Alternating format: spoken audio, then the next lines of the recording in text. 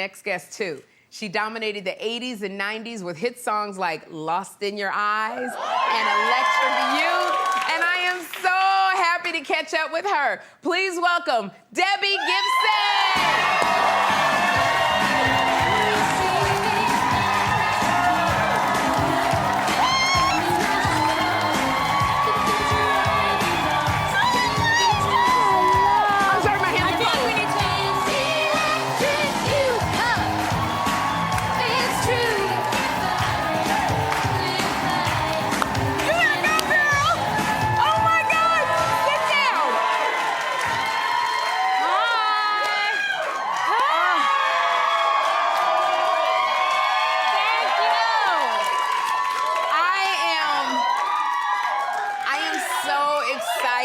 Debbie, that you are here. I've been a fan of yours for years. Thank you. And girl, you know, it is. So speaking of fans, I heard that we got some actual Diamond Deb heads here today. Yes. The Diamond Deb heads. Right over here. Yes, my core group of fans that have been with me for every twist and turn for the last 36 years. 36 years. Yes. Came out in the cold. Flew in from all over the country. Flew in. Yes. Oh my gosh. Yes. You know, just like thinking about it, I cannot believe that your debut album, Out of the Blue, it is celebrating its 35th anniversary. Little girl, does it feel like it's been that long? So it's, you know, it's like when you look back on your high school yearbook and you're like, was that me? Oh, that was me. But the thing is, like, there's been so many chapters to my career that I actually can't account for all 35 years. So much has happened, but at the same time, here's the cool part. Like, I came out with a new album last year, The Body Remembers, and I feel like I'm in a new, thank you. I feel like it's that chapter all over again for me. Like, I have that same enthusiasm. I'm looking forward like I was when I was 16. Woo! And so I'm so connected to that time now more than ever. You know, wow, you are such in everybody's mind, because let me tell you something. You hold, like, I gotta tell you, you hold the record as the youngest female to write, to produce, and perform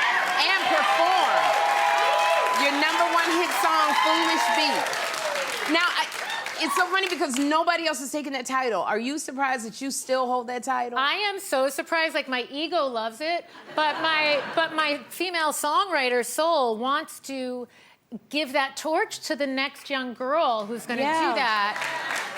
You know, like, because you were 14. At the time, how old were you? I was 16 when I got signed. Right. And I was like a techie girl. So before there was GarageBand and everyone was making, you know, TikTok videos, I was like splicing tape and multi-track recording in my garage. And that's what got me my record deal. And it was like really my vision. And my mom really was so instrumental in fighting for that creative control for me. You know, your mama, you talk about your mom being instrumental in your career. I'm so sorry to hear about her passing. I know this is so hard, but you credit your mom for your success. Yes, it's been a year since I lost my mom, although she has been pulling strings this year. I'm very spiritual, and we were always connected.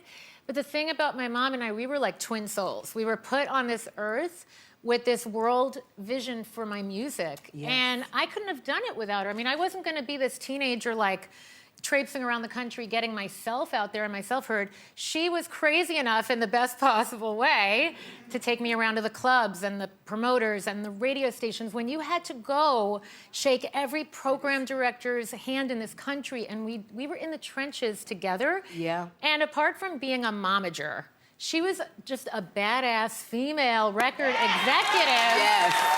You know, she broke so much ground. Like, people don't remember how few females were doing what she did and what I did, but I couldn't have been doing what I did if she wasn't doing what she did. If your mother wasn't behind the scenes doing. She quite literally threw her body in front of people who even had like a thought. And because of that, I don't have a Me Too story, which is rare for a young girl in the music business. She protected you. She protected me. And she didn't care if she was liked or not. Like, she didn't care about her own reputation. She was like, my job is to be Mama Bear. That's what I'm talking about. This is what, you know, why I would love to see this on the big screen. And I did hear that there's a rumor that it might be a biopic happening about your life. So yes, you know, I've been approached to do that, but I keep saying, like, I feel the more interesting story is her story and our mother-daughter dynamic. Yeah. And my dream, and we're working on it, my dream is to play my mom. Ooh, ooh. So if you played your mom, who would you like, who would you think about playing you?